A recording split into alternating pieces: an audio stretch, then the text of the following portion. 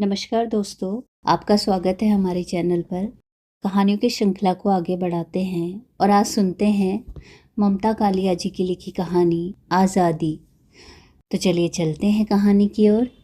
बहुत लाड करती थी दादी मेरा। कोठरी आंगन पार करती हुई मैं आई और दादी की पीठ पर झूल गई। दादी मन नहीं लग रहा, जाएं खेल आएं। दादी ने अपनी उंगली से 1.25 तोले की चमचमाती अंगूठी उतारी और छत की मोटी नाली में, जिसमें से बरसातों में परनाला गली में पड़ पड़ गिरता था, फेंक दी। मुझसे बोली, जा ढूंढ कर ला तो जानू। मैं कूदती कूदती सीढ़ियाँ उतर गई। नीचे गली की नाली में पानी के बहाव से अंगूठी आगे भागी जा रही थी। मैं नाली के साथ भागती गई। 7 घटिया की नाली, अंगूठी पाना हंसी खेल नहीं था। हाँपते हाँपते निचाई तक पहुंची तो अंगूठी जमीन तले के गटर में गायब हो चुकी थी। जिस तेजी से गई थी उसी सुस्ती से लौटकर छत पर पहुंचकर मैं बिसूरी, दादी। दादी अपनी एक टांग पर उठकर आई। खबरदार जो रोई। फिर पास आकर गोद में उठाकर कहा, आज तेरे बाबा आएंगे तो फिर नाप दे दूंगी। मैं खुश हो गई। 5 साल की थी ना, इसलिए यह पता नहीं चला कि पहली बार ही बनवाने में बाबा को कितनी मुश्किल आई होगी। और साल भर तक घर के खर्चे का हिसाब लगाते समय बाबा उस अंगूठी की कीमत बताया करते थे। इसी पर एक दिन दादी ने गुस्से में अंगूठी चूल्हे में डाल दी। लो, ठंडक पड़ी तुम्हारे अंदर, लो ये लो और लो, कहती हुई दादी अपनी चूड़ियाँ, कड़े और लच्छे भी आग में झोंकने लगी थी कि माँ ने पीछे से उन्हें थाम लिया। माँ से इसलिए चिढ़ती थी दादी। माँ ने बीच बचाव किया नहीं कि दादी का पारा गरम। फिर दादी पता नहीं क्या क्या बकने लगती। उन्हें गालियाँ देने के साथ साथ बाबा की पतुरिया कह डालती। तब बाबा तख्त से उठकर आते और दादी को एक लात मारकर घर से बाहर चले जाते। घर एकदम सन्न रह जाता। दादी न रोती न चीखती, बस सतर अपने तख्त पर बैठी रहती। उनकी शक्ल कुछ अजीब ढंग से सख्त हो जाती। वे अपने दाएं हाथ का पंजा बार बार फैलाती, सिकोड़ती, फिर एक टांग पर उठकर माँ की कोठरी के सामने होकर मुनादी करती, आज चूल्हा नहीं जलेगा बहू, खबरदार जो चौके में घुसी। माँ ने भी उन्हें जलाने की कसम खाई हुई थी। उनकी इस घोषणा के साथ साथ माँ छीके पर से आलू उतार कर काटने लगती। दादी एक बार फिर गालियों की बौछार करती हुई मुझे माँ के पास से छीन कर पूजा वाली कोठरी में आ जाती। मैं उनका धचक धचक चलना देखती और मज़ा लेती। दादी के गुस्से के बारे में मुझे सिर्फ इतना पता था कि अगर वे पूजा घर में आकर धूप जलाएं तो समझो गुस्सा उतरने ही वाला है। फिर मैं धीरे से पूछती, दादी पान खाओगी? और बस दादी की घर भर से सुलह हो जाती। दादी के पान चौके में रखे पानी के बड़े तमेड़े में पड़े रहते। सुबह सुबह छिद्दू पान दे जाता और मैं कैंची से काट काट कर लंबी कतरनें बना देती। दादी का कहना था, मुझसे पहले इस घर में कभी किसी ने उन्हें पान लगाकर नहीं खिलाया। मैं तमेड़े में से पान की एक कतरन लेकर चौकी के आले से पानदान लेती और सीधे हाथ की हथेली उंगली से उस पर चूना कत्था लगाती, सुपारी का चूरा रखती और पीली तंबाकू की 5 पत्तियाँ। कभी कभी पान लेकर जाने के सिलसिले में कतरन में से एक आध पत्ती या सुपारी खिसक जाती। दादी झट पहचान जाती, आज हमारे लटूर बाबा पान बनाना भूल गए। मैं पूछती, दादी क्या कम है? चूना, कत्था? नहीं। सुपारी? नहीं। फिर पत्ती? और मैं पत्ती लेने रसोई में भागती। कभी दादी नहाने को गुसल खाने में घुस जाती तो मेरा वक्त न कटता। मैं गुसल खाने की मोरी में झुककर झांकती और उसी में से बातचीत शुरू हो जाती। दादी कितनी देर लगाओगी? अभी तो मैं पैर रगड़ रही हूँ। बिना ठहरे मैं कहती, और अब क्या कर रही हो? दादी जवाब देती, फिर मैं सवाल करती, फिर वे जवाब देती। मेरा नया सवाल हाजिर होता। जब मोरी में से साबुन का झागदार पानी निकलता तो मैं ताली पीटती, आहा दादी जी नहा चुकी, आहा। अगर माँ आंगन में होती तो मुझे देख देख कर दांत पीसती। आना रात को मेरे पास, अच्छी तरह बताऊंगी। रात को दादी के पास सोने में मुझे डर लगता था। सोने से पहले वे बाबा के पैर दबाती थी। कभी कभी मैं सो जाती और बीच में रात को पेशाब के लिए आँख खुलती तो देखती दादी तब तक पैर ही दाब रही है। मैं कहती, दादी सो जाओ। दादी लंबी सांस लेती, मैं तो अब लकड़ियों में ही सोऊंगी, ये मरे पैर मेरा दम ही खींच लेंगे किसी रोज़। और बाबा, जिन्हें अनिंद्रा की पुरानी बीमारी थी, चीख पड़ते, ससुरी हमें गाली देती है, एक टांग भगवान ने ले ली, एक हम तोड़ देंगे, समझी। दादी बाबा की लड़ाई में मैं बहुत अकेले पड़ जाती। दादी तड़ातड़ जवाब देती रहती थी। फिर बाबा उठकर उन्हें दो एक धौल जमा कर मुँह फेर कर लेट जाते। मैं इसीलिए माँ के पास सोती थी। माँ रात में मेरा गाल नोचते हुए घुड़कती, आई बड़ी दादी की मनैती, पढ़ना न लिखना, दिन भर चोरियों की तरह उसके कामों में लगे रहना। उसका क्या है, उसकी माँ कुंजड़न थी, वह तो पनवाड़न लगती है, तू भी पनवाड़न बनेगी। दिन में अगर किसी बात पर मैं माँ से रूठ जाती तो ये सब बातें दादी तक पहुँचा देती और दादी का संवाद शुरू हो जाता।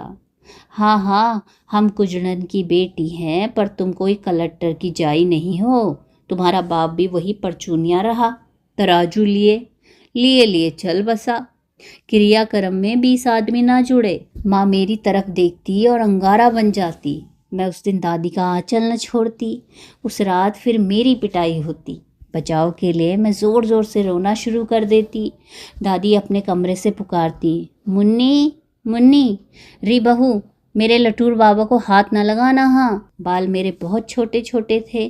दिन में 3 बार दादी कस कस कर चोटी करती और कलाया बांध देती, पर मेरे बाल फिर आगे पीछे से निकलकर आंखों पर बिखर जाते, ना मात्र को कलाया बंधा रह जाता। इसलिए दादी ने मेरा नाम लटूर बाबा रखा था। मेरे और भी दर्जनों नाम थे। दादी कहती, डॉक्टर मुन्ना लाल, जरा मेरा छुनछुना गरम कर दे बेटा। मैं चौके में जाकर वह कटोरा उठाती जो घी और हल्दी से हमेशा पीला रहता था। फिर दादी उसमें एक कलछी घी, हल्दी और पिसी हुई सौंठ डालकर चूल्हे पर चढ़ा देती। उसका छुन छुन छुन छुनाना मुझे बहुत अच्छा लगता। जब हल्दी नारंगी रंग की हो जाती तो मैं चिल्लाती, दादी छुनछुना तैयार है। दादी संडासी से उतार कर मेरे सहारे से धचक धचक चलती हुई कमरे में आ जाती। मैं उनके सामने घुटने सिकोड़ कर बैठ जाती। दादी अपनी सूखी पतली लौकी जैसी टांग के पंजे में बंधे रूअड़ के पुलिंदे पर से पट्टी उतारती और रूअड़ हटा कर देखती। इस पैर का छोटा सा पंजा था, मेरे हाथ बराबर, और उसकी छोटी छोटी जुड़ी उंगलियों में नाखून नहीं थे। दादी दोनों हाथों से पैर थाम कर कहती, अरे राम रे, बड़ी टीस होती है चलते चलते। मैं पूछती, दादी कब ठीक होगी तुम्हारी टांग। दादी रुई से पंजे पर हल्दी सौंठ लगाती, जब मेरा लटूर बाबा डॉक्टर मुन्ना लाल बनेगा तब। और मैं निश्चय कर लेती कि छप्पर वाली गली के नुक्कड़ पर बैठने वाले डॉक्टर मुन्ना लाल से भी बड़ी डॉक्टर बनूंगी। सबसे पहले दादी की टांग ठीक करूंगी, फिर अपने बाल, फिर बानू की गुड़िया, फिर मेरी समझ में यह सब काम डॉक्टर के ही करने के थे। दादी टांग की पीड़ा भूलने के लिए कहती, मुन्नी री, कहानी सुनेगी। कौन सी। दादी वह सुनाओ, चतुर कौवे वाली। दादी की कहानी शुरू हो जाती। सावन में घर के बाहर वाले छप्पर में झूला पड़ जाता। हम सब छोटी बड़ी लड़कियां एक दूसरी को झोंटे दे देकर झुलाती और गाती, शिव शंकर चले कैलाश, बूंदिया पड़ने लगी। गौरी जी ने बोई हरी हरी मेहंदी, तो शिव जी ने बोई दई भंग, बूंदिया पड़ने लगी। कभी कभी दादी मुझे झुलाती और अपना प्रिय गाना सुनाती। बाग में पपीहा बोले, मैं जानू कोई आया रे, आया रे मेरा बब्बू बेटा, 100 चीज़ें लाया रे। बाप को चद्दर, माँ को धोती, मुन्नी को चूड़ी लाया रे। बहन की तियर भूल आया, 100 नाम धराया रे। बाग में पपीहा बोले, घर में जिसको जिस चीज़ की ज़रूरत होती, गाने में उसी के अनुसार रद्दोबदल होती रहती। बब्बू बेटा सबके लिए फितूरी, दुशाला, सूटर, चप्पल और न जाने क्या क्या लाते रहते। बस बुआ की चीज़ें भूलते जाते। माँ सारा दिन काम करती और बड़बड़ाती, सोते समय भी। मैं पूछती, यह तुम सारा दिन क्या बोलती रहती हो माँ, कुछ सुनाई भी नहीं देता ठीक से। माँ दांत पीसती, तुझसे मतलब, तू सारा दिन उसके चील कौवे उड़ाया कर। बाबू आगरा में पढ़ते थे। जब मैं थोड़ी बड़ी हो गई, मैंने देखा बाबू जब आगरा से लौटते, माँ रात में देर तक उनसे झगड़ा करती।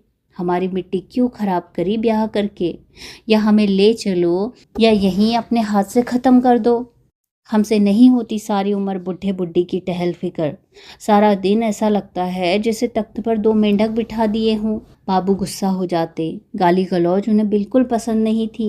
गुस्से के मारे अपनी खटिया खींचकर दूर कोने में ले जाते।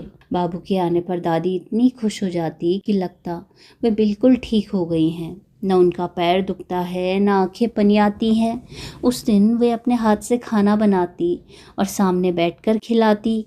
मैं सोचती बाबू जल्दी जल्दी आया करें तो कितना अच्छा हो। एक बार बाबू आगरा से लौटने पर टीन का एक कंघा लाए। घर आने पर दादी ही उनका बक्स खोलती थी। कंघा निकाल कर बोली, मेरे लिए लायो। बाबू सर खुजाने लगे। अम्मा, रास्ते में बाल बिगड़ जाते हैं हवा से, ये मारे ले आयो। दादी ने चुपचाप कंघा वापस रख दिया। जब बाबू चले गए तो एक दिन मैंने देखा माँ उसी कंघे से बाल संवार रही है। मैंने फौरन जाकर दादी से कहा। दादी तख्त पर से उठकर आई, कसम से लेकर इतरा रही है, ये छिचोरापन या ना करियो। हम भी कहें छोरा का दिल क्यों रत्ती रत्ती हो जाए है माँ को देने के नाम पे। दादी सारा दिन कुपित रही। माँ जहाँ खड़ी होती उनके पीछे घुड़कने लगती। चिट्ठी लिखी थी बड़के को, हमसे कहती तो कंघा न मिलता, रोज पत्तियां काढ़ा करेगी का। माँ ने कुछ नहीं कहा। बाल बांधकर विजयी मुस्कान के साथ कंघा आले में रख दिया। शाम को दादी ने मुझसे कहा, मुन्नी जरा वह कंघा तो उठा ला। हम दोनों उस समय छत पर बैठे हुए थे। मैंने नीचे जाकर आले में से कंघा लाकर दे दिया। दादी ने झट कंघा उस मोटी नाली में डाल दिया जिसमें से बारिशों में परनाला पड़ पड़ गिरा करता था। मैंने मचल कर कहा, दादी ढूंढ कर लाऊं। दादी ने आंख दिखाई, पैर तोड़ देंगे, खबरदार। घर में 2 लोगों से दादी की बिल्कुल नहीं पटती थी। हम थे कुल 4। मैं बड़ी फूली फिरती थी, दादी की चहेती जो थी। माँ से निपटने के बाद बाबा का नंबर आता था। छत की दीवार से जुड़ी लेकिन घर के बाहर जो कोठरी थी उसी में दुकान थी। मेरे मन में दुकान को लेकर हमेशा कौतुक बना रहता था। दुनिया भर का सामान बाबा उस छोटी सी दुकान में रखते थे। दादी कभी हल्दी कभी दाल के लिए मुझे दुकान की तरफ रवाना कर देती। मैं पहले झिर्री में से झांक कर देखती, बिल्कुल बाइस्कोप का मज़ा आता। बोरों के पीछे चूहों की धमा चौकड़ी कभी दिख जाती तो दिन दिलचस्प हो जाता। फिर मैं दुकान के सामने वाले दरवाजे पर जाकर बाबा से चीज़ की फरमाइश करती। बाबा खाली बैठे होते तो एक बार मना ज़रूर करते, चल भाग, दुकानदारी न खराब किया कर सुबह सुबह। मैं फिर भी न जाती, वही फ्रॉक समेट कर बैठ जाती। तब पिंड छुड़ाने के लिए बाबा पुड़िया बांध कर मेरी तरफ फेंक देते। दादी को ये सब पसंद नहीं था। बाबा दुकान से काफ़ी हुज्जत के बाद एक दिन का सामान निकाल कर देते थे। अगले दिन फिर वही खींचातानी। दादी ने कई बार कहा कि तराजू से तौलकर सेर पक्की दाल और पंसेरी चावल अलग रख दें, पर बाबा इसे फिजूल खर्ची मानते थे। वे कहते, ज़्यादा दिखेगी तो ज़्यादा उठेगी। एक बार तो वो काली मिर्च की डिबिया चौके से उठाकर ले गए कि ये 8 रुपए की बिक जाएगी। हम लोग कभी कभी विश्राम घाट जाते थे। वहाँ औंधे पड़े कछुए देखकर मुझे डर लगता था और मज़ा भी आता था। दादी उन्हें छू छू कर दूर भगा देती और देर तक नहाती। वहाँ उनकी कुछ एक सहेलियाँ मिल जाती, कपड़े बदलते, माला फेरते, दुनिया जहान की बातें कर लेती। ऐसी बातचीत के दौरान ही दादी को मनसा ने बताया कि डैम्पियर पार्क में एक बड़ा लायक डॉक्टर आया है। वकीलनी की टांग ऐसे ठीक की है जैसे कल तक बिस्तर पर हाय हाय चिल्लाने वाली वकीलनी आज दगड़ दगड़ करती फिर रही है। दादी सुनकर बहुत खुश हुई। आज जमुना मैया ने हमारी सुन ली। हम अबहाल अभी जाएंगे वहाँ। जितनी तेज वे चल सकती थी उतनी तेज चलती हुई वे घर आई और बिना सुस्ताए सीधी बाबा की दुकान पर खड़ी हो गई। अजी डैम्पियर पार्क में एक बड़े डॉक्टर आए हैं, हमें दिखाई लाओ। बाबा को बात पसंद नहीं आई। का भयो है तोय। दादी को गुस्सा आ गया, तुम हमारी दूसरी टांग भी तोड़ दो ना, न रहेगा बांस न बजेगी बांसुरी। बाबा बोले, अच्छे डॉक्टर की फीस भी अच्छी होगी, का फ़ायदा। तुम्हें कौन ब्याह रचाना है, मर्ज और कर्ज समय पाकर जाते हैं बब्बू की माँ। डॉक्टरन की चीर फाड़ से तो या जन्म भी खराब व जन्म भी खराब। दादी दुकान से हट आई। मैंने दोपहर में कहा, चलो दादी चुपके से डॉक्टर को दिखाएं। दादी कुछ नहीं बोली, बस मुझे कस कर छाती से लगा लिया। उस दिन के बाद से उन्होंने पैर में छुनछुना लगाना भी बंद कर दिया। पता नहीं क्यों दादी को अगर फोड़ा फुंसी निकलती तो वह जल्दी ठीक नहीं होती थी। वह धीरे धीरे फैलती जाती, फिर उसमें मवाद पड़ जाता। दादी आंगन के नीम की पत्तियां पीस कर उस पर बांधती, पर फोड़ा बहुत दिनों के बाद ठीक होता। अब तो उन्होंने यह सब भी बंद कर दिया था। माँ कभी दादी के पास नहीं बैठती, काम में लगी रहती, और जब काम न करती होती तो अपनी कोठरी में आंखों पर हाथ रख पड़ी रहती। मैं जाकर पूछती, माँ क्या बात है, थक गई हो? वो कुछ न बोलती। मैं कहती, कहाँ दर्द है, लाओ दबा दूँ। माँ मेरा हाथ झटक देती, जा भाग उसी के पास। एक बार बाबू आगरे से लौटे, उनके बक्से में से कुछ लड्डू निकले। सूख गए थे लेकिन स्वादिष्ट थे। बाबू ने सबको एक एक दिया। हमारे कॉलेज में बटे थे, आज़ादी मिल गई उसी खुशी में। 15 अगस्त को बांटे गए थे। दादी चौंक उठी, कहाँ मिल गए है? आज़ादी। अब हम गुलाम नहीं रहे, हमारा अपना राज हो गया। गांधी बाबा ने सुराज दिला दियो है। अब का होगो का इतनी बड़ी बात है, तुम समझ ही नहीं रही हो तो क्या करे। सबको आज़ादी मिल गई अब। मैं बिना समझे ताली बजाने लगी। आहा जी आज़ादी मिल गई। दादी अचंभे से बोली, सबों को मिल गई? हाँ हाँ। उन्होंने एक लंबी सांस खींची। हमें ना मिलो गांधी बाबा, नहीं तो वासे कहती एक ठो फितोरी दिलाई दे। आज़ादी का कहा करे, न ओढ़बे की चीज न बिछाबे की। बाबू खिन्न हो गए। तुम्हें कुछ भी समझाना बड़ा मुश्किल है अम्मा। दादी ने अपना लड्डू थोड़ा सा चक्कर मुझे ही दे दिया। माँ ने अपने हिस्से का लड्डू अन खाया रसोई की पढ़ारी पर रख दिया, जहाँ नज़र पड़ते ही चील की तरह झपट्टा मारकर मैं उठाकर खा गई। बाबू इस बार घर पर पूरे वक्त बस पढ़ते ही रहे। मेरे लिए भी एक किताब लाए थे और सुबह सुबह पढ़ाते भी थे। जब मैं जल्द समझ लेती तो माँ की ओर देखकर कहते, मुन्नी की बुद्धि में कोई खोट नहीं, बस निचावली नहीं बैठती, यही मुश्किल है। बाबा घर में होती चहल पहल से बेखबर अपनी दुकान में गद्दी पर बैठकर गल्ला गिनते रहते। एक दिन ब्यालू के बाद बाबू से बोले, बब्बू तेरी पढ़ाई खत्म भये वाली है, दुकान गद्दी संभालो अब, मैं बहुत थक गए हूँ। बाबू सन्न रह गए। बाबा बोले, आखिरी साल है ना जे? हाँ बाबूजी। तो बस इस बार तुम हिसाब किताब समझ लो। दिवाली पर बही खाता बांट, तराजू तुम ही पूजियो आई के। दुकान पर बैठने के लिए तो मैं नहीं कर रहा हूँ बाबूजी। मैं जोरों से नौकरी ढूंढ रहा हूँ, पास होने तक मिल ही जाएगी। बाबा एकदम भड़क गए। नहीं बैठेगा क्या मतलब? का इसीलिए तोए पढ़ाए हुए, तू पढ़ लिख कर कुर्सी तोड़े। ससुरी फीस भरी है जन्म भर, मर मर कर पढ़ायो है कि लोगों के सामने छाती ठोक कर कहें, देखो मेरा छोरा इस 16 क्लास पढ़ो है।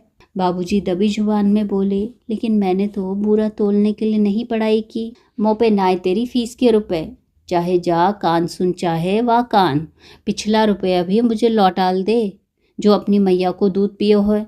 दादी बीच में बोली, अभी उम्र का है, फिर नौकरी करेगा तब वो रुपए घर में आएंगे। चुप रह, तो ये क्या समझ है? कल को अलगोजा हुआ तो पैसा अपने बटुए में रखेगो कि नहीं? इतनी दूर की कौड़ी दादी को नहीं सूझी थी। चाहती तो वो भी थी कि बाबू उनकी आंखों के सामने रहे, लेकिन इस वक्त वे चाहती थी कि बाबू के आने पर घर में सब राजी खुशी रहें, लड़ाई झगड़ा न हो। इसी वजह से वे माँ को भी बार बार कहती थी, हंसी खुशी से काम कर दिया कर, सूजो हो मोड़ो बब्बुए ज़रा पसंद नहीं। माँ तमक कर कहती, हमें तो बंसी वाले ने ऐसा ही बनाकर भेजा है, ऐसे ही रहेंगे, शक्ल उधार कहाँ से लाएं। बाबू भुनभुनाते घर में घूमते रहे। अजीब किस्सा है, ये पढ़ लिख कर भी बाट तराजू से सिर फोड़ो। पढ़ने का क्या फ़ायदा अगर अपना रास्ता चुनने की आज़ादी न हो। दादी ने सुनकर उसास भरी, तो ये तो फिर भी कछु है। मोए देख, ये इतना बड़ा फोड़ो है पीठ पे, पर तेरे बाबू ज़रा नहीं ले जाते। रे बबू, तेरी नौकरी लगे तो सबसे पहले मोए डॉक्टर के ले चलियो। बाबू बोले, तुम मेरे पास ही रहा करना अम्मा, पीठ के फोड़े में चीरा लगाना था। चीरा लगाने के ज़र्रा 7 रुपए मांग रहा था। जब जब फोड़े का मवाद दर्द के चपक्के मारता, दादी कराहती हुई ज़र्राह के पास जाकर हुज्जत कराती। ज़र्राह कभी टस से मस न हुआ। दादी दुखी होकर कहती, अच्छी आज़ादी आई, मरे चीर फाड़ के भी रुपए लगने लगे। पहले यही ज़र्रा एक सेर गुड़ लेकर चीरा लगावे था। बाबा ने समझाया, अरे मैं तो कहूँ इसे बिल्कुल ना छेड़, पुलटिस बांधे जा, ससुर आप ही फूटेगो। फोड़ा नहीं फूटा। धीरे धीरे सारे शरीर में मवाद फैल गया। तख्त पर लेटे लेटे कराहती, किसी से कुछ न मांगती न पूछती। गली की पाठशाला में मेरा नाम लिखवा दिया गया था। नई सहेलियों, नई किताबों में मैं मशगूल हो गई। फिर भी सुबह स्कूल जाने से पहले और स्कूल से लौटने पर सबसे पहले मैं दादी के पास ही दौड़ी आती। दादी, मैं स्कूल जा रही हूँ। दादी, मैं आ गई। दादी मेरे सिर पर हाथ फेर कर मुझे चूम लेती। 2, 3 और 4 का पहाड़ा दादी के पास बैठकर ही याद किया था मैंने। याद कर मैं उन्हें सुनाती, वे आंखें बंद करके सुनती रहती। एक दिन स्कूल में सफ़ेद कपड़े पहनकर आने के लिए कहा गया। सुबह सुबह 15 अगस्त का जलसा था। मैं मुंह अंधेरे नहाकर तैयार हो गई। स्कूल जाने से पहले दादी की कोठरी में गई। दादी, आज आज़ादी का दिन है, हम स्कूल जा रहे हैं, तिरंगा झंडा फहराया जाएगा। दादी बोली, रे मुन्नी, थोड़ी आज़ादी मेरे लिए भी ले आना पुड़िया में बांध के।